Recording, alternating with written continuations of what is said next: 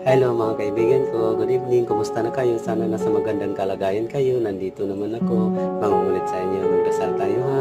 Salamat sa Ama, at sa Anak, at sa Espiritu Santo. Amen. Panginoon kong Jesucristo, makapangyarihan sa lahat. Nandito kami, kasama ko ang aking mga kaibigan, lalo na itong nakakita sa video na to. Huwag mo kaming pababayaan.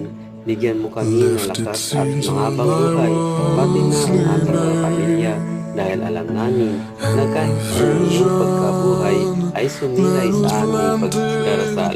Kaawaan mo kami at naway pagbigyan ang aming kahilingan, sapagkat kami lubos na nagtitiwala sa iyong ipagkakaloob ang aming mga pinagkakiusap na mga pangangailangan ng aming katawan at kaluluwa, lalong-lalo na ang aming biyaya na aming